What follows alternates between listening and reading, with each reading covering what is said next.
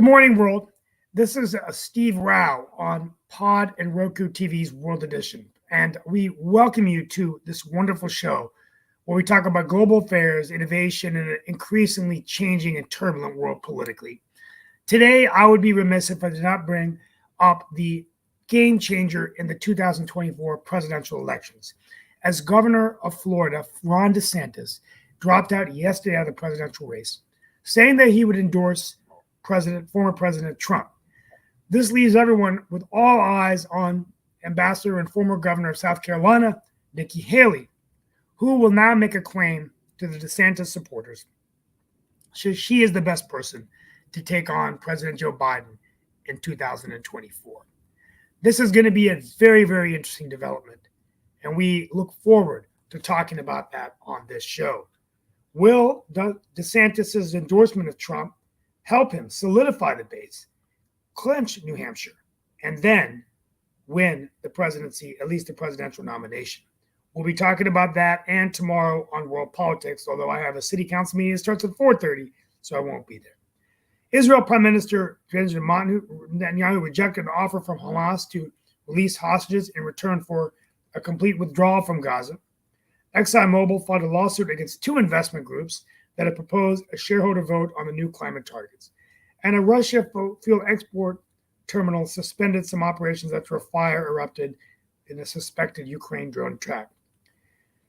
I could go on and on. There's just so much information going around the world. But I also want to begin today, and we'll continue our discussion of world politics, because I think it's important to dive into Bidenomics and to look at, has the president's investments in infrastructure led to jobs and economic growth and opportunity? And are we in our country? And are we better off today in the United States than we were 4 years ago?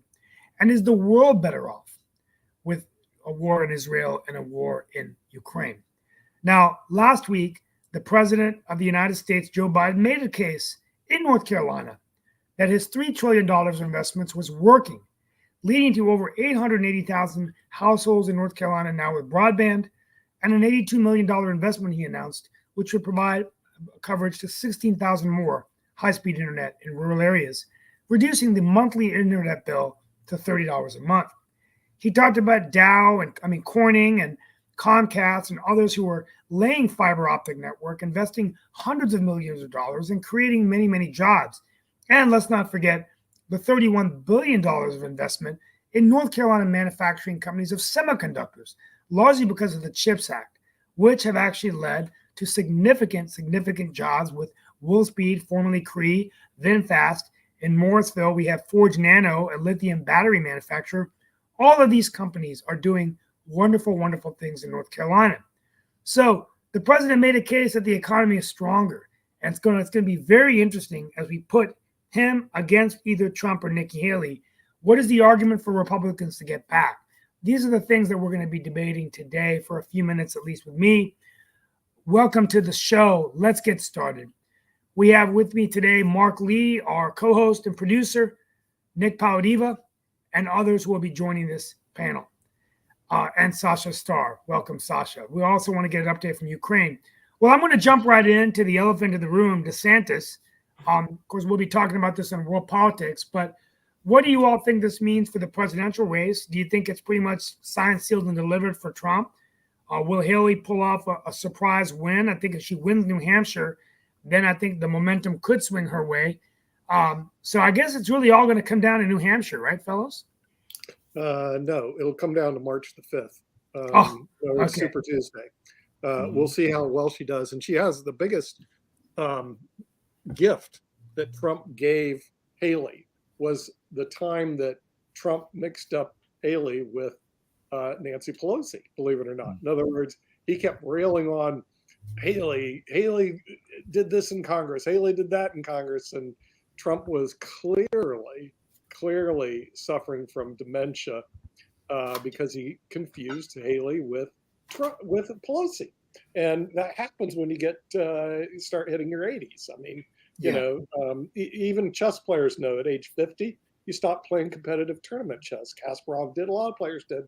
It's because your mental acuity just isn't where it is. So, Steve, this is the biggest gift that Haley can get between now and March the 5th. Unfortunately, I don't think it's enough time to turn over New Hampshire and her family.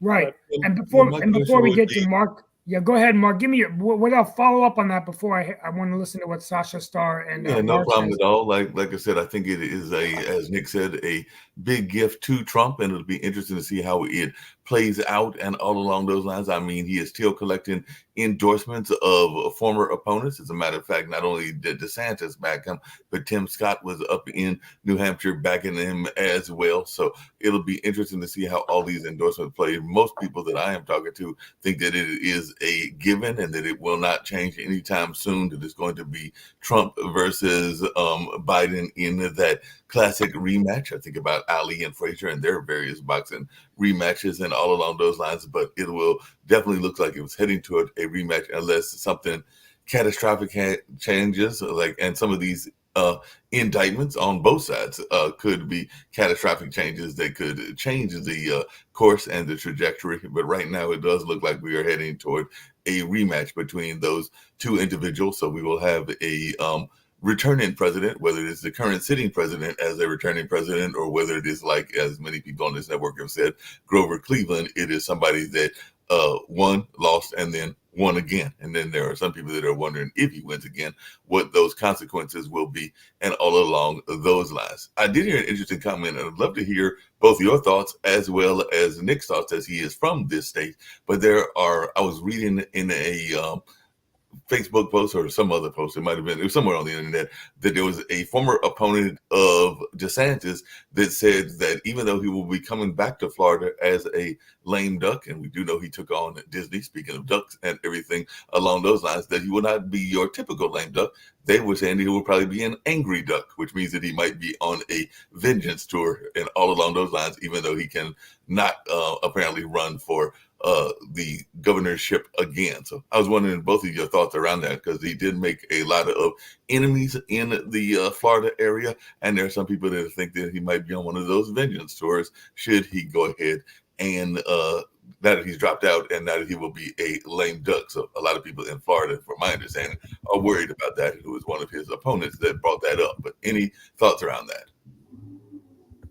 Yeah, could you repeat the question, Mark? I was just responding from Kimberly. I'm sorry. Go ahead. No problem. The question was whether DeSantis, now that he is going to be the governor of Florida and continue his governorship, whether now that he's dropped out, whether he's going to be an angry governor and go after his enemies with a vengeance and everything. So that was I don't know. I mean, there's two ways of looking at it. I mean, this is his last term now as governor, and he's probably very frustrated that, it's all about timing, right? I mean, I think if he isn't nasty and shows himself as a good governor that can continue to get things done, he is young. He could have a chance in 2028 if he plays his cards right to appease that Trump base, right?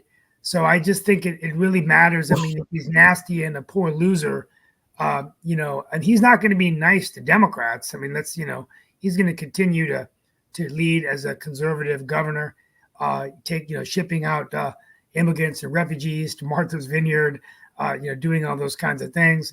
So I guess we'll see. I don't know what Sasha Starr thinks about this game changer. Sasha, what are your thoughts about all of this?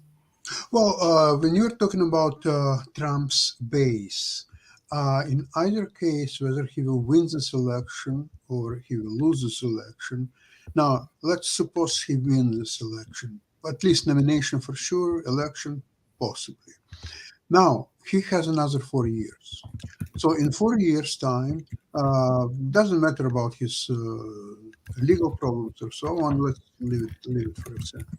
So he will no longer be eligible to run for a presidency. So what that means? That means that his base will evaporate. There will be no more base because there will be no more Trump. Because remember, this base is associated with Trump only. It is not associated with any other leaders of Republican Party. Not with Mitch McConnell, not with Haley, not with. So the base is very unique because I've just earlier in the morning I looked at the prospects of New Hampshire, and you know where Trump's biggest lead is among uneducated workers and he has lead of like 80-20 over Haley. When it comes to college graduates, when it comes to more educated people, Haley leads him by 20 and more points. So this uneducated base of Trump so-called will evaporate in 4 years for sure. Now, if he will not become a president this year, then it will evaporate as soon as the election is over. There will be no more base because there will be no more Trump. It's not your regular uh, conservative Republican Party. It is a party of Trump. It's party of one man. And when one man will cease to exist one way or another, there will be no more base. And the Republicans will have to go and seriously start to rebuild their own party, which will stand for certain ideas, for certain platform, and become back to reality. Today is a party of one man, Trump. That's all there is to it. Right. What I wanted to add is that basically all these people like DeSantis, Nikki Haley, they knew that of course Trump will win the nomination. So what made them run? Two things. One is to make a platform for their 2028 run. And in case of Haley, it was also a chance to be nominated for vice president in case of Trump would win, or at least she would be nominated. So even if Trump loses, then again, that would help her chances in 2028. But she overplayed her card in criticizing Trump simply because she started to believe in her own team propaganda that she has chances, she's gaining, she's so on. So she became emboldened and ruined both her chances to for a platform in 2028 and to be nominated as the vice president by Trump. Yeah, that's Well, another I thing that's have going. to disagree with our colleague from Canada for a couple reasons. First of all, you're in Canada, Sasha. And if you follow what happened here, the Trump base is really the Tea Party base. It was the taxed enough already, which kind of was a wing of the Republican Party. It will be there after Trump is gone. And DeSantis wants to carry the mantle of the Tea Party, taxed enough already. So it's going to come back. That's problem number one. Problem number two, as Yogi Berra said, it ain't over till it's over. And Nikki Haley, with all due respects, is a hard worker. Trump is not. Trump is basically lazy. Nikki Haley will work her butt off. She has 30 days to deliver, Yeah. Super Tuesday primary. If she does not win the Super Tuesday primary or doesn't collect anything on Super Tuesday, it's over. It'll be over. If No. she does, Right. it'll be a long race. And Trump, over the long run, probably wouldn't be favored to win. So as Yogi Berra said, and over till it's over. But you need Trump to stumble. He stumbled once already. He has strike one when he started saying, well, Nikki Haley did this, Nikki Haley did that. And he was making reference to Nancy Pelosi. It's showing his age is starting to show. Well, I think, yeah, exactly. And I'll leave with this. I have to. He stumbles a couple more times, and this could change. Right. So I'm not going to count. I'm not going to count it out till after March. And this is an important question before I take off, and I want to get a quick update on Ukraine from Sasha, and I'll be back hopefully tomorrow. But real quickly, I think what's interesting is that I do think I think the case for Haley is that whether it sticks or not is that I'm really the best Republican to beat Biden, right? This will be the first time if she were the nominee that there's a 32-year age difference between the incumbent and the Republican nominee, which I think could really swing over independents, moderates, and even some Democrats who just don't want a president that old. I think also the Kamala factor, many people would vote for Haley because they just wouldn't want Kamala to be the president if Joe Biden were not able to complete the term. But how much do you all think that this whole Bidenomics argument, and I know we have Modern Investing with Sasha. We have, the show with Dave. But send me that link. I'm going to try to jump on at 11 if I can for David Walker, and I might ask him this question. But this whole notion of Bidenomics, I mean, how do we think that it's working, guys? I mean, 14 million jobs, unemployment down to 3% in North Carolina, 2.7 million jobs created last year, $31 billion investment coming in.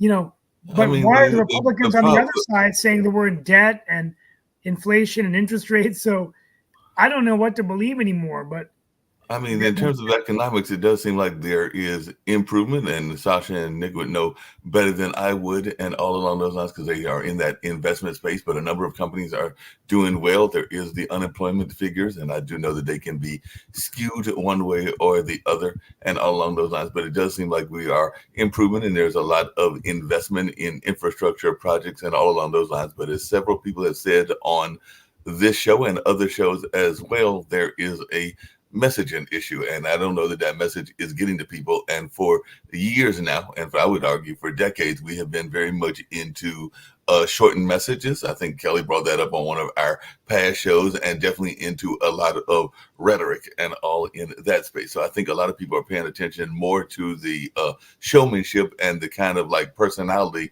issues, and not really paying attention to how it has impacted them daily and all along those lines. They are looking for the person that resonates with them and that has actually much of a showman. And there is no doubt that Trump is a effective showman. He's been in that business for a while and everything. But of course, he's got his own issues in that space, because it'll be interesting, because sometimes you can be a showman, and being a showman can backfire on you if you are too much of a showman, or if you come off as being silly and all along those lines. So they are saying that he's already done that a couple of times in some of these court cases, and they're saying that he may testify Monday in the defamation case brought by E. Jean Carroll, and I can only imagine what he might say or do. And some of those things could hurt some of the independents and some of the votes that he would need in a general election. Not so much the base, because I agree with Nick that and others that his base is solidly behind him and all along those lines. But the MAGA wing is only part of the Republican wing and everything. So I definitely think that whoever it is going to have to build a coalition definitely in the future. But I'm wondering about this personality side of what's going on in politics, and it's on all sides. We even see it here in the state of North Carolina, and we've seen it in California, New York, and a number of other places as well, because I think a lot of people are getting enamored by the personalities. Yeah, I mean, I think it's going to be interesting, and I don't know what the future will hold in terms of Yeah, I just don't see the economy being that great that you're going to see that Biden has any advantage, because frankly, the economy was good under Trump, so that's going to kind of isolate itself out. And then also you look at it, both presidents basically put the country more and more in debt. 25% of all debt was acquired under the Trump administration, and Biden, of course, piled on more on top of it. So we're running what some economists call a false economy, an economy that's based on borrowing and spending, borrowing and spending. By the way, anybody on this channel, you can make yourself look really good by just running up your credit cards. And you'll say, wow, I'm having a real great year this year. Look at all the money that I spent. Look at all the toys that I bought. And ignoring the fact that you created a huge amount of debt. So I think the economy is it's going to be a washout issue for Joe. And then you're going to go back to what Mark said, the cult of personality. Mm-hmm. Now, when you look at the personality, you have a younger Donald Trump versus an older Joe Biden. And unfortunately, Joe is not a young 80. He can be a young 80, but he's not one of them. And so there you've got a very serious problem. So our poll, and we're running a LinkedIn Pod TV poll right now, shows Trump beating Biden 75% to 25%. Hey, but Nick, just really quickly, and this is a question, and maybe Sasha wants to jump in as well. I've heard several people say that, including on other channels and other things along those lines. How many people do you feel? I know what we say they should do is part of the reason of even this network being founded and everything, but how many people do you think honestly understand the debt? Because a lot of times if you hear figures that are thrown out there like $1 trillion in debt, $1 trillion here, $1 trillion there's a lot of people that are like, well, the U.S. government can print out its own money, and they don't understand the notion of the debt and everything. So I was wondering, do you think that that's really going to be a big issue when there are so many people that are of a voting age that really have no clue what that debt means? Because it just seems like a big number that is thrown out there by the politicians that a lot of people in my mind don't understand. Mark, it creates a lack of maneuverability. I'm right now conversing with the head of AARP, because they say, don't touch Social Security and Medicare. Social Security and Medicare will go broke if you don't touch it. So the thing is, you can jump up and down, don't touch Social Security and Medicare like a middle-aged school kid. But when you're broke, it doesn't matter. You can jump up, please, I don't want to pay my credit card, but it doesn't matter. So what we have is a real group of unrealistic Americans out there. But you're right, Mark, there is a solution. It's the printing press. We did that last time. It creates two things, inflation and hyperinflation. And who does that hurt? Hurts poor people. So rich people are kind of like shrugging their shoulders. They're going, okay, guys, look, if you don't want to touch the debt, you don't want to touch Social Security, you're going to print money, inflation and hyperinflation, which will be the real problem, will skyrocket, and poor people will be even poorer. They just don't know it. And that's what happened the last time. The reason we're having hyperinflation is the massive printing press of the government pushing out $2,000 checks, pushing out more cash than the economy can absorb. And it will turn us into a Venezuela, Argentina style economy where inflation will be 8% a month. And so, yes, you can ignore the problem. You can print your way out, but get prepared for 8% per month inflation. And that'll be a very interesting. Well, I think that's the problem. I think inflation, but I think at the end, I'll leave with this, and if Sasha will give a quick update in Ukraine, and I'll try to be back at 11 for a few minutes before I head out. So send me the link, guys, so I can join World Economics. I'd love to get David's Walker's input. But Sasha, a quick update in Ukraine, and I'll leave you with this. I mean, I think it all comes down to the economy. I think that if we're not in a recession, Biden has an argument to say, look, we've got net new jobs. My investments in infrastructure have worked. Give me one more chance to be in the White House, and we're in a better place than we were 4 years ago. The only reason he doesn't get back in is because of his age, his handling of the war in Israel, which could affect Muslim voters in the swing states, and would a few states like Michigan and other states like that go to Donald Trump. And if that's the case, this thing could get really dicey to get to 280 electoral votes. So I think it's going to be a close election either way. I think it's going to come down to 5 states: North Carolina, South Carolina, Ohio, Michigan, Wisconsin, right? Let's be honest. Pennsylvania, right? So I think that's going to be the key and the argument. But real quickly, let's get a quick update in Ukraine, and then I've got to run and come back at 11. So send me the link. Sasha Starr. Steve, thank you very much. You already 4 times announced that you want to hear about Ukraine. I'm so sorry. You continue into something else. Okay. 2 minutes later, I want to hear about Ukraine from Sasha. However, I want to talk about the economy and about this, about that, and so on and on. Please, Sasha, I'm sorry. Thank you. You know, I have a lot of patience for that. But anyway. Well, please, Sasha, thank you. Before we will go to Ukraine, I want to tell you something. The Speaker of the House, Mike Johnson, has admitted that he is consulting on all affairs somebody by the name Donald Trump, who is technically today is nothing, less than zero. Why less than zero? Because he has 91 indictments and 4 major lawsuits and much more than that. However, he's advising somebody almost convicted felon about the all affairs, including Ukraine. That's one very interesting thing to observe. That tells me about the state of Republican Party, and I'm not tired to say it's not a Republican Party, it's a party of Trump. And once Trump will be done and over with, there will be a rebuilding of Republican Party from the zero. Now, how it affects Ukraine? The delegation of major European countries, European Union and UK, and they all visited Washington, and they had a lot of talks with the administration and with the representative of the House, primarily Democrats. Their message was very loud and clear. If you will not immediately start to help Ukraine, then our relationship with the United States will be very different. No longer we are going to help you with any your endeavors, whether it's mission to Iraq or Afghanistan, or today you are worried about China and Taiwan. No more help from Europe will be available to you. You are on your own. You can rely maybe on Canada and Mexico and maybe Venezuela, maybe a few other countries. Europe will no longer cooperate with you. Full stop, period.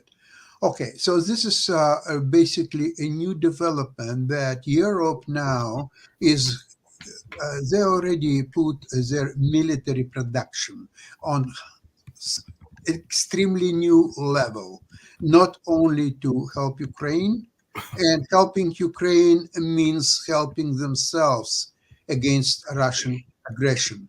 And because Russia is not alone, it's together with Iran, with North Korea, with China, and there are several satellites groups like Houthis and many, many others, too numerous to talk about. So United States with this present policy, which will be even more isolationist, provided that Trump will win the election, will put United States as a island in a sea of all kinds of wars, upheavals, destructions, all this, for example, attacks in Red Sea by Houthis and others, that makes inflation a real threat, because if you are going to take for the same thing, the same trip of oil to be brought through Red Sea, and instead you have to go through all the way around Africa, it will add up to the cost of oil, and not only oil, but any other production. And United States alone will be absolutely helpless to deal with that. So this is something what independent voters have to evaluate when it will be time for election. Hey, Sasha Star, I want to thank you for that, and once again apologize for going over. I had a little too much coffee this morning, but that was really insightful. So thank you so much. And I'm going to be back at 11. I think at the end of the day, it's really just going to come down to some of these things we've talked about. Nobody really knows. I think it's going to be a close election. I think at the end of the day, Biden's age certainly doesn't help him. And I think that we need to take a look. And we're living in a very unstable world, but I don't think Donald Trump would do anything to help that. In fact, I think it would be more of an isolationist foreign policy and an ally for Putin and other dictators in the world. Because let's face it, Trump, in my opinion, would treat the presidency more like a dictator. But I'll be back in a few. I want to thank you all for being with me. Looking forward to an interesting year, 2024, and we'll be seeing you all. We'll continue the discussion and everything while you're gone, Steve. But one of the things I was going to ask Sasha, actually, and everything. Well, one, there's only a 3-year difference between Trump and Biden and everything, but there does seem to be a movement. I think we're seeing it in Germany, where there was some demonstrations and everything around.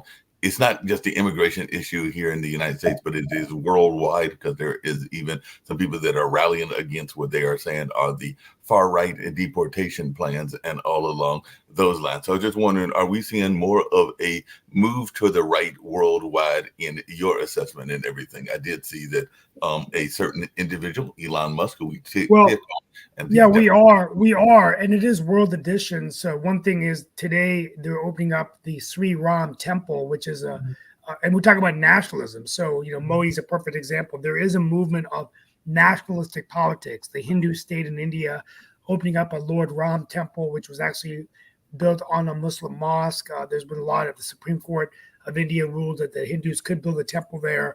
Very controversial, big day for Hindus. But you see this nationalism. I mean, I think there is a return to right-wing dictators who want to come in and say, look, it's all about us. It's about our country. It's about how are we going to be number one? And nationalism works that way, Mark. So I'll end with that. And I do think that the entire rules-based international system we've had in place since World War II is falling apart. And many, many countries out there, like China, like Taiwan, like Russia, like India, even though India is the world's largest democracy and India Republic Day is the end of this week, it's still something I think that we all need to be sensitive. I'll be back in a few. Thank you all so much. Be safe. Yeah, definitely. We do have other folks there. What is your thoughts on bringing in Jacoby as well? But Sasha, what is your thoughts? Is there a move toward the right worldwide and all along those lines? What is your assessment of that? Well, first of all, you started to talk about immigration, and it's whether it's part of go to the right movement or not. All I would like to say is that immigration cannot be seen as a right. Immigration is a very complicated process, and trust me, as an immigrant in the past, I know more or less what it's talking. Although at my time it was much easier to go through the process, it was much easier to get settled in the adopted country. And today, all these demonstrations and all this on the south border, people, talking about tens of thousands of people, believing that this is their right to cross the border and settle in US, whether legally or illegally or somehow. That's very disturbing development. Europe already understands the merits of that, and they basically cut down dramatically immigration from Africa, East, and Right. all that. And to tell the truth, Europe today is a very different country that I was there last time 10 years Right. ago. It's very different, and I don't know It's who's benefiting from it. I forgot to make a major announcement. Sasha, this doesn't affect you so much since you're in Canada, but I want to make this is game-changing news back home. Janet Cowell, the former state treasurer, has just announced her candidacy for mayor of Raleigh. And so everybody is just shell-shocked. No one saw this coming. So anyway, Mark and Jacoby, I just want to throw that out there. And I got to tell you, this is wow. I don't know what the hell's going on, but you got to like Janet Cowell's chances of being the next mayor of Raleigh. It can be interesting in those cases because sometimes you might have those high-end jobs and go for mayor or go for another job, and it doesn't always work. We can look at Mike Woodard right here in Durham and all in that space. So it depends on how she campaigns and whether she can bring some of her experiences on the state level to the local level. Yeah. I'm not sure what her views are going to be on growth because a lot of cities, whether it's Raleigh, whether it's Durham, or whether it's even a city in Canada, are about how the growth is going on to impact and all along those lines. One of the things I was going to ask Sasha, and I'd love to hear Jacoby's thoughts around this as well, is you mentioned Bidenomics earlier, and a lot of people, when they think about Bidenomics, are thinking about the infrastructure bills and all of those. And I, just like I was saying about some of the other issues, including the debt, I wonder how many people actually have a understanding of infrastructure, or do you have to break it down to get people to understand that it's bridges and roads and it's internet and it's a number of other things? That's a great point. I don't think people understand it. And I think Biden's doing a better job of it now, but he shouldn't have been doing that 6 months ago. Talking about this is the infrastructure. I mean, look about North Carolina. He said 8.9 billion in roads and bridges, 460 million for water, 1 billion for infrastructure, for broadband, another 82 million invested, 882. I mean, like a slide saying these are the investments, these are what's resulted, and these are the jobs. And if he can do that around the country, but so much of the argument has been that Trump is crazy, and we know that. And we know that Trump is being indicted and all these things. But if you focus just like a tennis match, all of on your opponent, and you don't focus on your own game, you may not win the match. And so that's the way I'm going to, I just feel like there's still time. But Steve, there's another issue that has become a red button issue, and an issue that a lot of people are going to be very much interested in. They say a lot of women will be interested in it, and we kind of alluded to it on Friday and all in that space. But I'm curious to see how the abortion issue plays out and whether that becomes a winning issue for the Democrats or not, because there does seem to be a lot of even by Biden and Kamala, that this is going to be an issue that will impact the women vote and that will get women to come out in throes to vote for him and all along those lines, because a lot of people were not thrilled by that decision, the Dobbs decision, and all in that space. So the question becomes whether it's going to be enough to get enough women out to change it. And some people will say that that was a major issue in the midterm elections that did cause the Democrats to win a lot of seats that they were not expected to win and everything. So they're already making this a big issue on the campaign trail. They did that in Virginia before they came down here with the infrastructure. So how important is that issue going to be? I think abortion will be a big issue, and I think it's going to be a big issue in North Carolina's race. That's so we're talking about that tomorrow. I'll see you in a few. Okay. Thank you. No problem. Anybody else got any take on that? The whether abortion is going to be a big issue in this next campaign and all along those lines? Because it does seem like that's going to be something that a lot of folks are going to be talking about. Try to make it an issue, but it isn't, because what happens is people made their minds up on abortion, and the Supreme Court pushed it all out to the states. So have no doubt that the social agenda of the Democrats are going to be blah, blah, blah, blah, blah, blah, but it's not going to make a difference. Right now we see Trump trouncing Biden 75% to 25%. In other words, it's not even going to be close.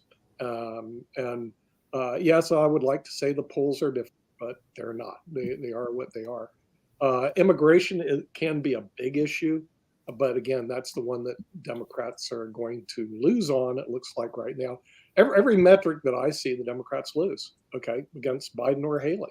I mean, against Haley or Trump.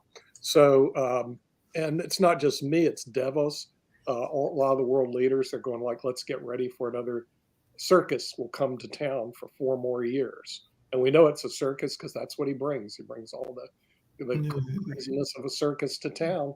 And unless Nikki Haley stops him, and the only way to stop him is he stumbles again. He needs to stumble a couple more times in February. So on March 5th. And the stumble was his confusion of Nikki Haley with Nancy Pelosi. That's a big stumble, And he went on and on about that. And he was wrong and wrong and wrong. I mean, it was kind of like, and if she can pin him to the mat, and he does it a couple more times on TV, and the media shows it, Trump could lose on March the 5th, because the independent voters are the ones that make the difference. And they're looking at, maybe this guy isn't all there, because he confuses A versus B. But he needs to, the biggest enemy Trump has right now in the election is Trump himself.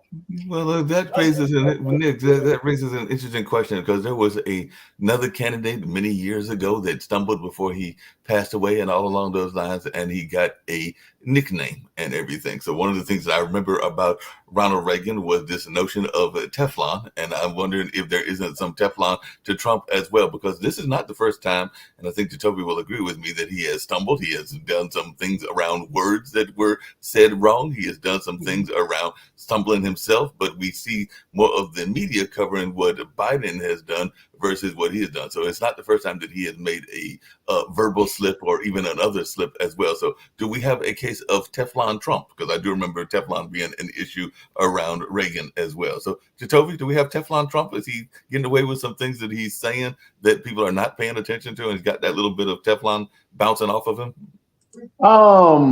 There are just a few things. Yes, Trump has his issues already baked in the cake with a lot of his followers and a lot of the people that are going to vote for him. So they're going to accept whatever he says. For example, it always tickles me when they clutch their pearls when Biden says something about, any Democrat says anything MAGA related or anything, when Biden went out of his way to say that it's not all Republicans, but there's a section, and then they clutch their pearls over it while chanting whatever Trump says when he calls the Democrat Party or anything that he's against, pedophiles, losers, and a whole bunch of other things. So yes, whatever Trump does is baked in the cake right now. I'm not sure what poll this 75% is. That's not really a good poll, because it's not even normal. It's not even close to what the actual poll is. When the poll number is 44 and 45, with Trump in the lead by 1%, which is actually within the margin of error. That's according to a national poll. So the 25% poll, that just tells you that the demographic that you're reaching on that LinkedIn leans heavily Republican, more so than an actual independent or balanced group. So it's not really an actual great poll to pull from. In terms of the abortion debate, yes, abortion is going to be on the ticket, and that's actually a big thing. It's not just a Democrat talking point, and it's not just a social engineering thing. I'm not sure what that comes from, but it is an actual valid argument that will be on the ballot and will actually be important to many voters because of, yes, Trump is literally running on, he's the one who got rid of abortion and so on and so forth. He is running and campaigning on that now. However, it is a bad talking point because it is a winning talking point for the Democrat Party. Earlier, you guys were talking about the economics and so on and so forth. And yes, the economy by every measure is doing better. But as you pointed out, Mark, should we elaborate or should people reach into the whole idea of trying to go into the nuances? We should. But in all honesty, we don't. And the reason we don't, we also put up numbers, which pops up the $34 million in debt. Well, okay, there's a lot more context within there, but we understand, the 34 trillion is an easy number to see and, fear monger off of. We're spending money on this, which we can fear monger off of. Immigration is a big issue, which will be in the election. Hence the reason the Republican Party in the House legitimately said that they will not work on immigration because that will give Biden a win. Yet the crazy part, we're going to blame Biden for it anyway. In terms of, Trump went out and legitimately said he wants the economy to fail within the next 12 months. So he will not be blamed for it. So the Republican Party is looking for ways to push these talking point, Southern strategy, war on woke, all these things that the Democrat Party has to respond to, but it's effective because it keeps the Democrats from talking about the actual positives in the economy from the infrastructure bill and what it does, how they are trying to fix the immigration system, and they put forth actual policies that they want to work towards. But it's easier to say that, oh, well, these people are taking our jobs, or these are evil people, and fentanyl. Heck, the game is so obvious and is so it's so idiotic at this point. For example, Nikki Haley is gaining on Trump in New Hampshire. So what does Trump do in one of his speeches? And this goes to how the messaging works and how they know how simplistic the messaging has to be now, because it doesn't matter what you say. It doesn't matter if you're arguing policy or debating policy. They know for a fact that they're not listening to those policy debates. So Trump in his speech said Nikki Haley about 5 times in a row, and then talked about something random. Then went back, Nikki Haley, and this is bad. So he's not even talking about what Nikki Haley is doing to get his individuals in line to vote against her. Not even for policy reasons, just because he said vote against her. It's the same thing. It's just, that's just the way it is now. Yeah, and I want to get back to a couple of world issues. I had a couple of questions for Sasha and everything, but one of the things that oftentimes people think about, even with that immigration, is the similarities between the various countries and all along those lines. So we do have certain countries, I can't remember which one it is off the top of my head, that are having policies of deporting people back to their land, whether that's Rwanda or a number of other places and everything. And then we have certain Republican states that are sending people from the states that they are in to say a more liberal state, and all along those lines, like maybe somebody from Texas sending them to New York, or somebody from Florida sending them to Pennsylvania, or something along those lines. So I guess the question I had for you is, what is the difference between, say, what Germany is doing and what is going on here in the United States? Because a lot of people that are looking from the outside would say that they are very similar policies, and that they are both dealing with immigration and deportation, which are very similar issues, and all along those lines. So in your mind, what is the difference between these two situations, that here in America and that in those places like Germany, because Germany was one of those places, and other parts of Europe? I wish you would invite an immigration consultant who would be really up to the all points of immigration in different countries at present, and would give you a qualified opinion. I think that basically immigration is a very complicated issue. I don't think that there is a right of people to immigrate to any countries they wish to immigrate. And I think countries should be much more mindful of defending their borders and make only selective admission to this particular country based on certain parameters. In Canada, for example, this is a very complicated sense of each potential immigrant, where he has to admit his many characteristics, like, of course, age, qualifications, education, experience, and on and on and on. It goes like probably several pages now.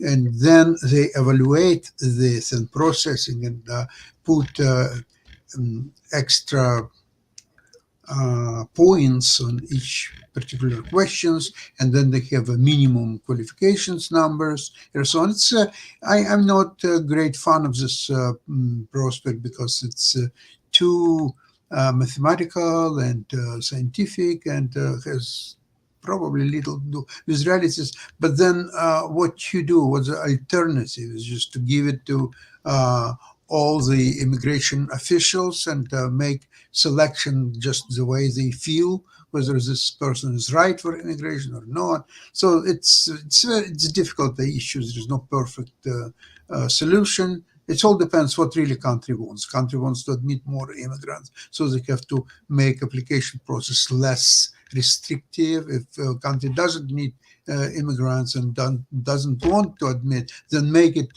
55 pages, and you will not even be able to feel all that.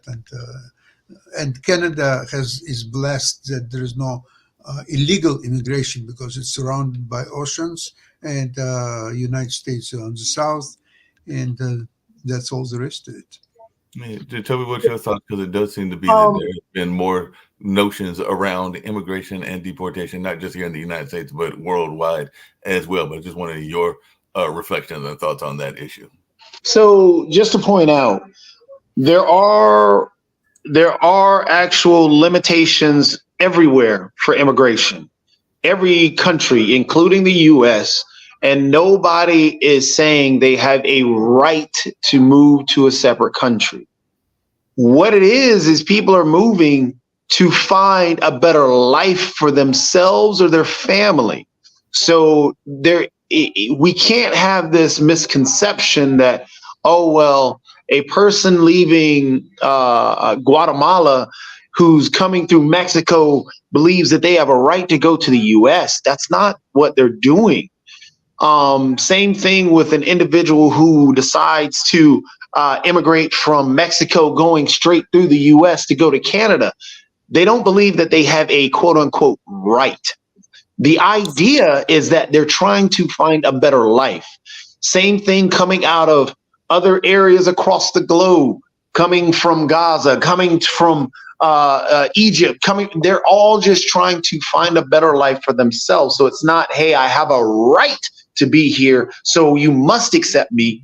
No, they're coming for help. They're coming across to leave where they're from to go to a better place. It's the same thing if if my neighborhood there was a high crime rate, I want to get out of this neighborhood to go to another neighborhood that's a lot safer for my family. It's not that I have a right to the other neighborhood. It's the fact that I'm trying to find a better place for my family. And every country has a setup where there are limits on how many people from particular areas can come to a particular nation, including in the US. For example, we have hit caps already for some individuals in the Southern Hemisphere to come to the US. But the problem is that there are still issues in the areas that these individuals where we have hit caps. And until we can fix those issues, or help with those issues, or until those issues go away, people are still going to come. So there is no potential way to throw up a wall or completely shut off the border. So now if you shut off the border, you're also shutting off trade, because that happens at ports of we're going to stop all the fentanyl. Well, fentanyl comes through the points of entry already. It's not coming through the actual the wide open border. That's not true. Those are all things of fear mongering. If we're going to, and Sasha, I completely agree. It's a highly complex issue, and it would be great to have someone whose specialty is on the border, because one way to fix the border is one of the things that the GOP has voted completely against. They don't want to give that $14 billion. It doesn't fix everything, but it certainly helps because it actually adds people to help processing, because we have a huge backlog of individuals that are stuck in Mexico, in Brazil, and all these other areas that are trying to do it legally, but can't, because they can't be processed. And so because we don't have that, then you have an issue where these individuals that are trying to go through it legally, stuck in there for years, need to be processed.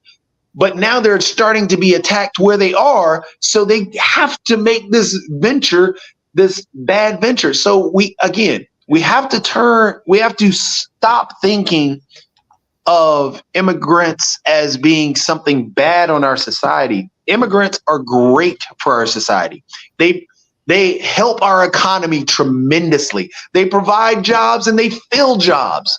They do a lot for our society and our culture, because we consider ourselves a melting pot.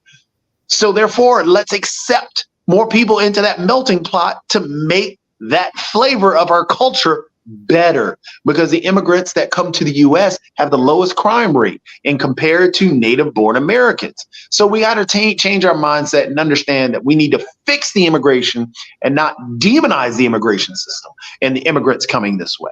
Just really quickly along those lines, we all got about 5 more minutes to go, and I have reached out to a couple of guests in the immigration space, so hopefully we'll have a guest coming on in the near future that can speak to these issues and all along those lines. But, and like I said, I've got my parents that have been there. I think both of them have been to China and everything at one point or another. It was a long time ago, probably multiple decades ago, and all along those lines. But that being said, don't, because I know there's this whole notion of one China, because there's even some people that are only recognizing one China, including in the world politics. And Taiwan is saying that it spots 6 more Chinese balloons, one that crossed the island, and all along those lines and in that space. But isn't there a lot of immigration, and correct me if I'm wrong, I have not been to that part of the world, between, say, Taiwan and China? I know that they are at odds and have different philosophies, one being a communist nation and the other being more of a capitalist nation. But it does seem to me, from what I've heard, including from some people that have lived in that country, that there's even immigration between the two of those nations, as well as that island is literally off the coast of China. But am I wrong in that assessment? Nick, do you have any idea? You talk to those Chinese people on the internet all the time. Well, before Nick, since Nick had disappeared, yes, there are immigrants that go. I mean, people travel. We're humans. We're nomads. But on an interesting note, check this out, Mark. Since we're coming closer towards the close, so in terms of the immigration and even getting your green card and stuff like that, there are things that you have to do that people don't realize, and the steps that you have to take become challenging for us. There are people that are our age that are trying to get their green cards. They're trying to, do the things the legal way, but the normal individual does not know the amount of money that it takes, the amount of time that it takes, and these things that you have to jump through. For example, you have to take a test, and that test is at our age mark. We would fail it. And I'm not lying. We would fail the test. Sasha, you would fail the test to get a green card in the U.S. But we're expecting immigrants to come to the U.S. Then if you want to get that, you want to do your stuff legally and get that green card, you're going to fail. The people that are yelling that are the same people that would fail the same test that they're wanting them to pass. For example, here's a question that's on there, Mark. I just so happen to have the cards from some of the questions that go on that test. And I'm sure Nick in the background, Nick, you wouldn't pass the test either. It's just the things that they're asking you to do. Let's see. Before he was president, Eisenhower was a general. What war was he in?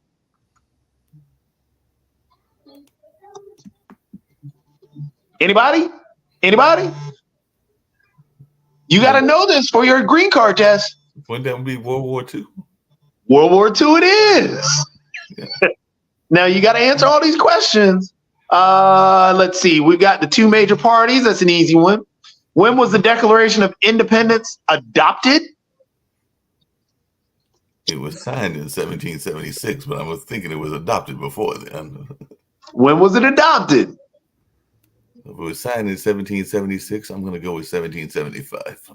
Incorrect. It was July 4th, 1776. See how it's worded? You're going to fail that one. Let's see. The 13 original states, name 3. You should get that one. Oh, North Carolina, Virginia, and North Carolina, Virginia, and Delaware. Good call. Let's see. What's another good one? All right. Independence Day is easy. Capital of the U.S. is easy. Why did the colonists fight the British? Not to pay taxes. Yeah. All right. That's one. Oh, they want you to give all the reasons? Come on. Oh, well, Give me 3. There's one. Because the British Army stayed in their houses, because they didn't have self-government. Those are the other 2? Yep. What is the rule of law? I need a lawyer for that one. So again, like I said, these are, I just said, 5 questions out of a book that they're giving you. This is a good 200 cards that they're wanting you to memorize. At a person of our age who's never seen or even been in a civics class, you want them to answer these for their green card up under a lot of stress. And then also, if you fail it, you got to pay for it again. Oh, yeah. So don't forget that some of them, they even don't know English or know it's very elementary. Exactly. So we make it such a challenge. And don't get me wrong, I understand we got to make it challenging, but we've got to understand, as our native born individuals in our society itself, we've got to understand it's not so easy. It is a challenge, and there's a lot of money to it. And there's a reason why a lot of people are struggling to get their green card or struggling to immigrate, and calling them illegal doesn't help, because that's only demonizing the individual. Because, how can a human be illegal? And then on top of that, why not just, try and help them move forward? Try and teach them these things about governments, and give them the civics books. And how we're talking about, Toby, we got to get ready to go to the. Yeah.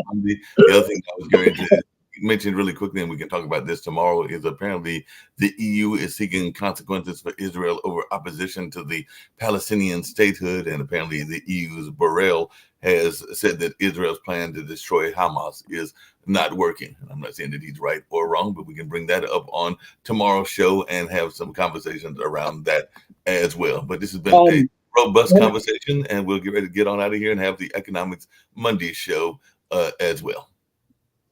Bye-bye.